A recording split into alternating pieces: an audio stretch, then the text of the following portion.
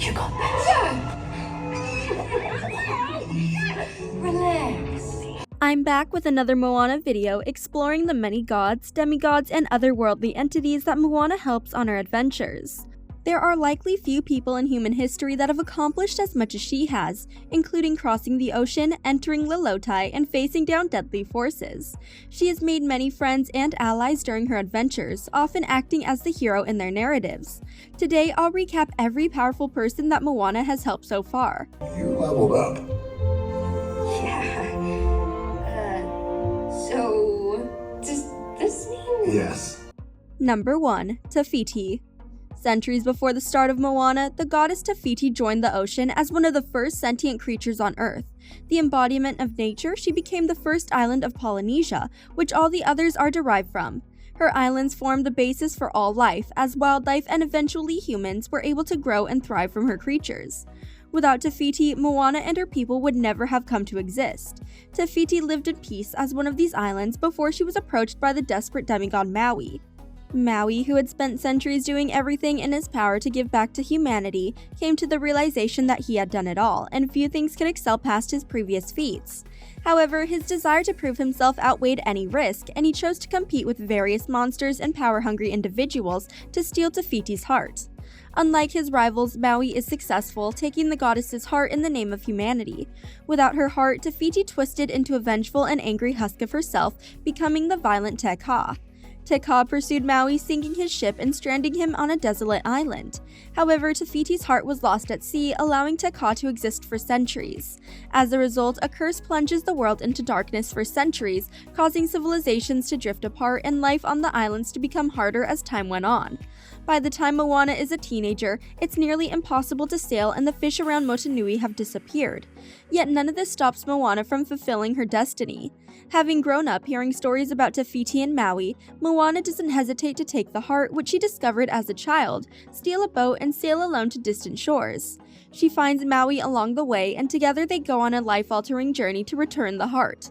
Although Te Kā isn't happy to see them and threatens their life, Moana faces her head-on, and giving the heart back restores Tafiti to her former self. Once restored, Tafiti can allow the people of the islands to thrive, while returning to her eternal rest.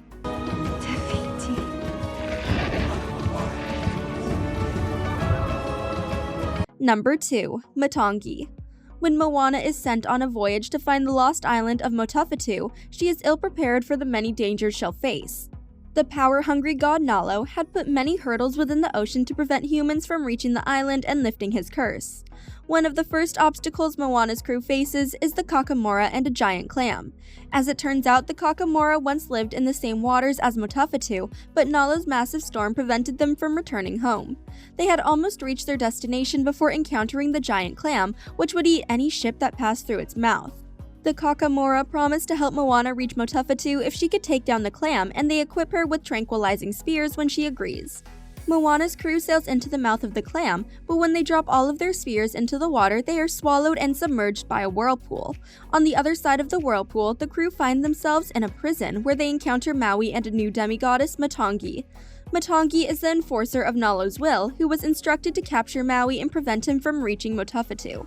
She succeeds in her task early on as she fights with Maui and takes him prisoner.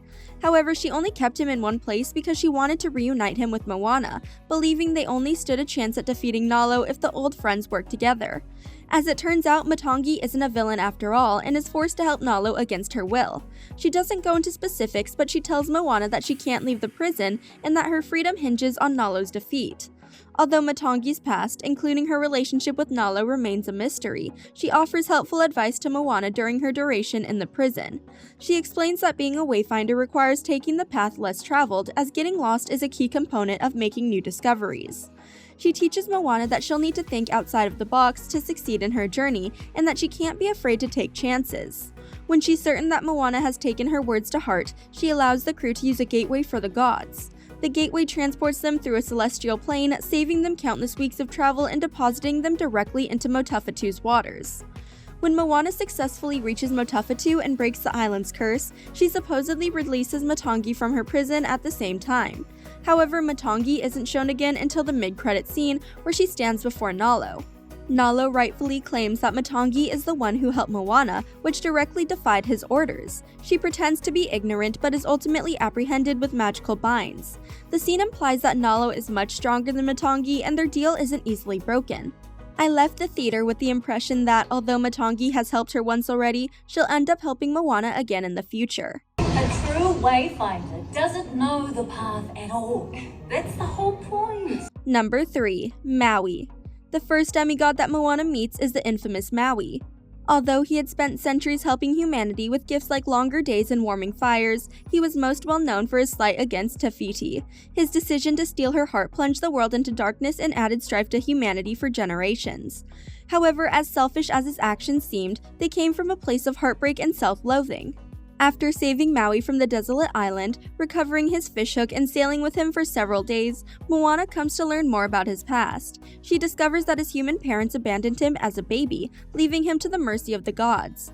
Despite growing up as a demigod, Maui couldn't help feeling like he needed to prove himself to humanity, believing that completing increasingly difficult feats would earn him their love.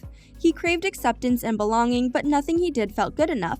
As his first genuine friend and a human, Moana helped Maui realize that his self-worth should come from within. She shows him that he's done more than enough for the sake of humanity and that he doesn't need to earn the right to belong. With his doubts eased, Maui is able to give his all in helping Te Fiti and protecting humanity in a more altruistic way. In Moana 2, Maui is already searching for a way to stop Nalo and refuses to put Moana in danger. He's come a long way and takes on additional responsibility than before. He also cares for the well-being of others more than himself, a change he wouldn't have accomplished without Moana's help. He also reuses some of her old lessons, using them to encourage Moana when she felt hopeless, claiming she needed to practice what she preached. When he returns in future installments, there's no denying that Moana's friendship will continue to act as a positive influence. This is between him and me. Moana has nothing to do with it. Number 4. The Ocean. Although it's not a godly entity, the ocean is an ancient creature that predates human civilization.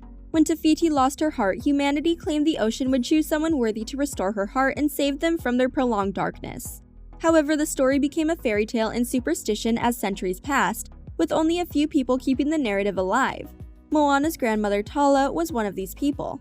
Moana grew up with stories of the ocean, which only strengthened her bond with the sentient creature. From the moment she could walk, she found herself drawn to the shore, an act that continuously strengthened their bond as time went on. By the time Moana was old enough to set sail from Motunui, the ocean was ready to help her on her journey. By restoring Te Fiti's heart, Moana fulfilled the ocean's prophecy. She later helps the ocean again when restoring Motufatu. The ancient island was once the center of the ocean, which connected multiple civilizations together by racing currents. When Nalo sunk Motufatu, this connection was severed, even to the ocean. The ocean can't reach Moana or Motufatu until Nalo's curse is lifted, which leaves Moana to brave the ocean's depths alone for the first time. Why would it choose me? I don't even know how to make it past the reef. It's no surprise that Moana became a demigod at the end of Moana 2. She's barely 19, yet she has successfully helped numerous otherworldly entities and saved her people from destruction. Her determination and sheer force of will is unparalleled, making her one of the most prominent figures of her generation. There are few humans who have put as much effort into the betterment of the world as her, but her actions have shaped history. As her franchise continues, she'll surely encounter more gods and supernatural entities. By helping them, she'll continue making the world a better place. Portal of the gods won't get you all the way to Motufitu. Thanks for watching. If you enjoyed this video, hit that like button, subscribe to our channel, and turn on notifications to stay updated on our uploads. Moana of Motunui, I believe you have officially delivered Maui across the Great Sea.